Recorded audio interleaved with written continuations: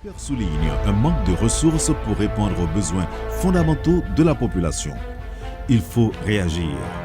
En effet, le gouvernement lance ce 5 septembre à l'hôtel Caribé le dialogue multipartite sur le financement des objectifs de développement durable.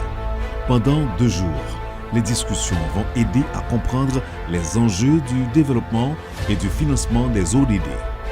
Financer le développement durable en Haïti grâce aux engagements de divers secteurs à travers un dialogue constructif est une initiative des ministères du Plan, de l'économie et des finances, en partenariat avec le groupe Croissance, le Programme des Nations Unies pour le développement, le Bureau de la coordination des Nations Unies sur le commerce et le développement à travers le cadre intégré national pour le financement du développement durable d'Haïti. Résultat attendu, le diagnostic consolidé des 20 dernières années de développement en Haïti, une meilleure compréhension des enjeux des ODD, une définition plus claire du rôle de la société civile et du secteur privé dans la mobilisation des ressources. Enfin, une déclaration publique conjointe des acteurs clés. Caribé, dès 9h, ce 5 septembre et pendant 2 jours. Le thème que je vais présenter, c'est l'état de la stratégie nationale de développement, adéquation, PSDH, ODD. Et pour cette présentation va s'articuler autour de 5 points, à savoir la stratégie nationale de développement d'Haïti, les objectifs de développement durable et les efforts globaux consentis par l'État, l'adéquation PSDH-ODD, la feuille de route nationale des ODD et son plan d'action, pour terminer avec les perspectives. Commençons par la présentation de la stratégie nationale de développement d'Haïti. Et qu'en est-il exactement? Et pour ce faire, de façon à nous permettre une compréhension commune justement de la stratégie, nous allons préciser pour vous ce que nous entendons en fait par stratégie. Et comme de fait, d'après Julienne, la stratégie est traduite par des options fondamentales ou des buts d'ordre politique ou économique et social qui orientent la recherche des solutions possibles. Elle couvre les aspects principaux de la vie d'un pays et sous-tend les perspectives de développement à long terme qui donnent une idée de ce que deviendront les structures et qui indiquent si ces structures transformées rendent possible une croissance généralisée et permettent d'atteindre les buts du développement que constituent les libertés démocratiques, la justice sociale, le bien-être. Et en termes de liberté démocratique, on entend la liberté d'entreprendre, la liberté de choix individuel, le pluralisme politique et l'indépendance des pouvoirs. Et la justice sociale, elle, cherche à mieux répartir les fruits de la croissance de façon à atténuer les inégalités et les disparités. Elle s'articule, cette justice sociale, autour de 3 revendications fondamentales: l'égalité des chances au départ, la garantie contre la pauvreté et le respect d'un écart social acceptable. Et pour terminer, le bien-être matériel et la qualité de la vie, eux, sont souvent appréhendés sous l'angle du pouvoir d'achat, de la consommation individuelle, des loisirs, de la qualité de vie au travail, de la qualité de l'habitat et de la qualité de l'environnement. Donc ce contour étant fait justement en ce qui concerne la notion de stratégie pour cette compréhension commune, qu'en est-il exactement de la vision nationale prônée pour Haïti dans le cadre du PSDH? Eh bien, dans le cas d'Haïti, ces options fondamentales dont a fait mention Julienne se retrouvent dans le plan stratégique de développement d'Haïti, PSDH, élaboré en 2012 dans un contexte post-catastrophe avec le but de relancer l'économie du pays. Il définit sur le PSDH une vision à long terme, horizon 2030, de faire d'Haïti un pays émergent. Là, je précise, un pays émergent d'après le modèle de Michael Porter, en fait, qui fixe 4 niveaux d'émergence. Dans le cadre justement de la notion visée qui est celle de Haïti pays émergent, on compte justement commencer avec le premier palier d'émergence tel que prescrit dans le modèle de Michael Porter. Et ceci est caractérisé, entre autres, cette vision nationale, par une société équitable, juste, solidaire et conviviale, vivant en harmonie avec son environnement, sa culture, une société moderne où l'état de droit et bien entendu de devoir également, la liberté d'expression et d'association et l'aménagement du territoire sont établis. Le deuxième élément de cette vision, c'est qu'une société dotée d'une économie moderne, diversifiée, forte, dynamique, compétitive, ouverte, et inclusive, avec une dimension territoriale et résiliente à tous les niveaux. Et enfin, une société où l'ensemble des besoins de base de la population sont satisfaits en termes quantitatifs et qualitatifs. Donc, tels sont les grands éléments majeurs, justement, de cette vision nationale prônée au niveau du PSDH, Plan stratégique de développement d'Haïti. Mais quels sont exactement les grands axes qu'on retrouve au niveau de ce plan stratégique de développement d'Haïti, PSDH? La vision prônée à travers le PSDH, elle est concrétisée à travers 4 grands chantiers ou encore 4 grands axes, eux-mêmes qui sont déclinés en programme, sous-programme et projet. À savoir la refondation territoriale. Et bien, au niveau de la refondation territoriale, d'après cette vision, on compte mener des travaux au chapitre de l'aménagement du territoire, de l'urbanisme, du développement local, de la protection de l'environnement, de la gestion des risques. En ce qui concerne le chantier, encore l'axe refondation économique, elle vise la mise en œuvre de 4 macroéconomiques propices au développement, un appui à l'investissement privé, la sécurité alimentaire, la réduction des pressions sur l'environnement et les ressources naturelles.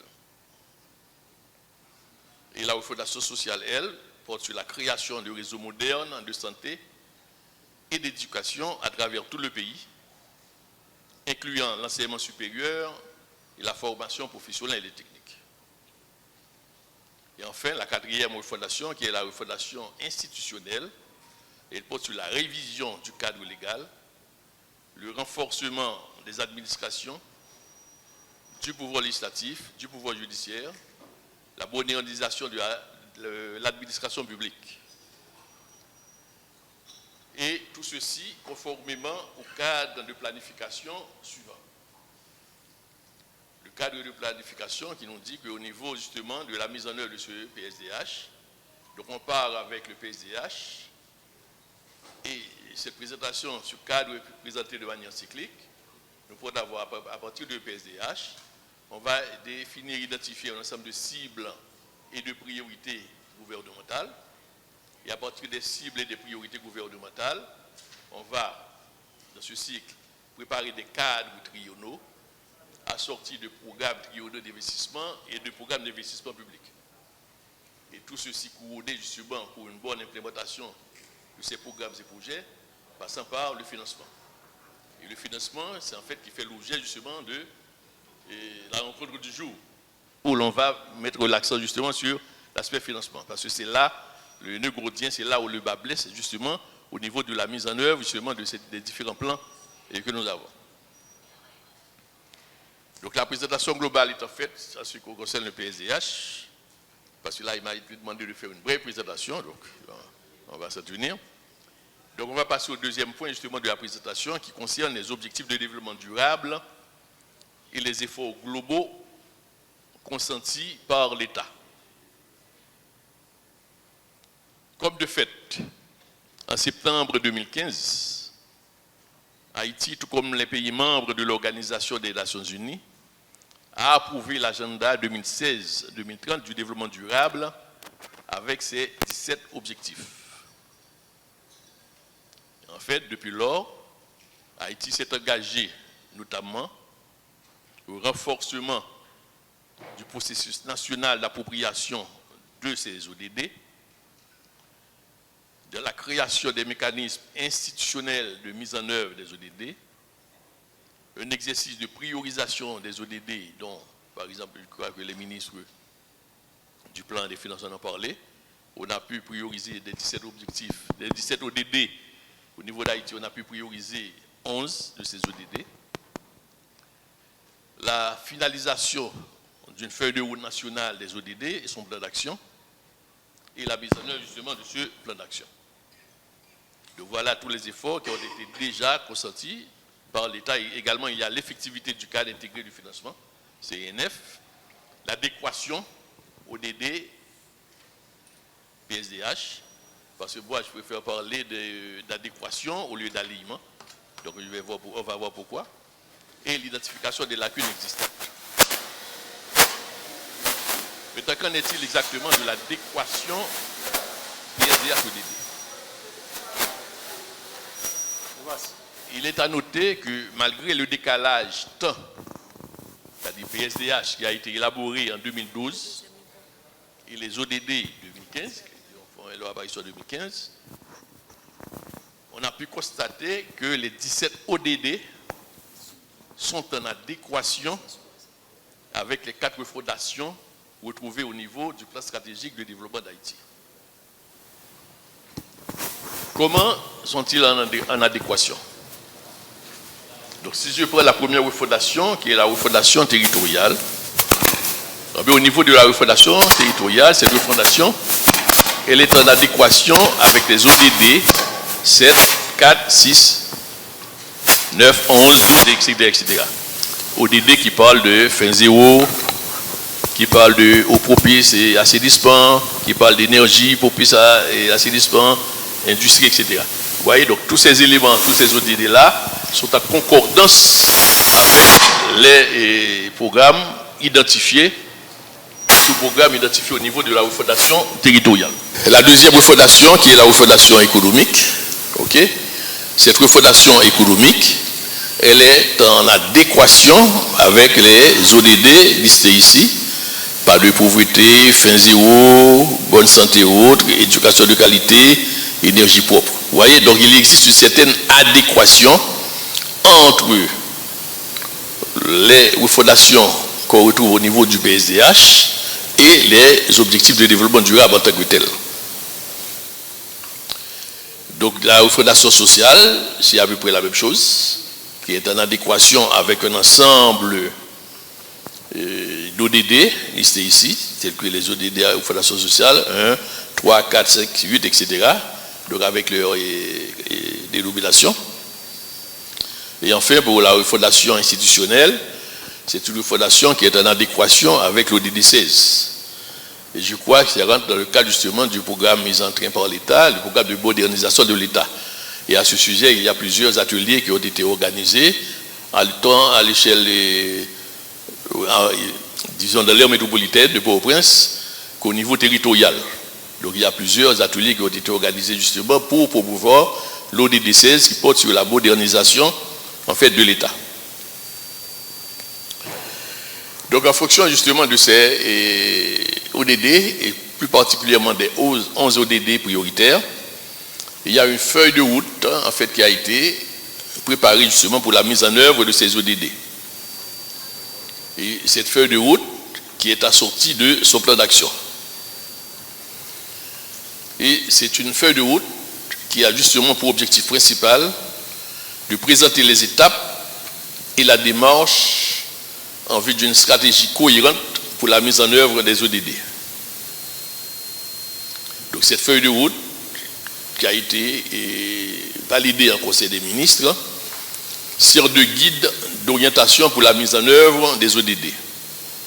Elle trace les lignes directrices pour une mise en œuvre harmonieuse. Elle permet au gouvernement de piloter et de coordonner le processus. Elle définit les étapes et les phases à suivre pour les actions et la démarche. Donc, au niveau du plan d'action justement assorti, donc c'est un plan d'action qui porte sur 5 dimensions, à savoir le cadre de gouvernance de la mise en œuvre des ODD, la sensibilisation, la communication et plaidoyer, l'intégration des ODD dans la planification, la programmation et la budgétisation, et le renforcement du système de gestion de l'information, du suivi et de l'évaluation. Mais fort de tout ceci, qu'en est-il exactement en termes de perspective? Disons que depuis, et même si de part et d'autre, l'adéquation de la vision demeure, comme je viens de faire référence, les aléas de parcours sont nettement préjudiciables au pays. Suivant la vision et la nature du processus, mieux prendre encore en compte les ODD dans le plan stratégique et faire en sorte que dans chaque axe ou chantier de refondation, les facteurs se rapportant à l'identitaire, le milieu, le culturel et la nature soient considérés et conjugués pour répondre, comme il se doit, aux impératifs de la durabilité et de la consistance de l'œuvre de développement dans ses objectifs. Ces facteurs devraient aider dans justement la création des conditions pour établir et maintenir durablement la paix et la sécurité dans leurs diverses dimensions. Pour la modernisation de l'État par des institutions fortes et une gouvernance responsable et citoyenne. Par la promotion et la protection de la production nationale, de la croissance économique et du partenariat, ainsi que de la dimension sociale et citoyenne de l'entreprise. Par le dégagement du consensus de la définition et l'application des mesures de réforme et de politiques contraignantes à prendre. Le développement d'infrastructures résilientes et l'aménagement du territoire, la protection et la promotion de l'inclusion sociale et de meilleures conditions de vie. Puisse donc le plan cadre de coopération des Nations Unies 2023-2027 avec la République d'Haïti parvenir à promouvoir cette vision nationale naturellement sensible aux objectifs du développement durable et contribuer, ce faisant, à accélérer les avancées vers les ODD. Je vous remercie.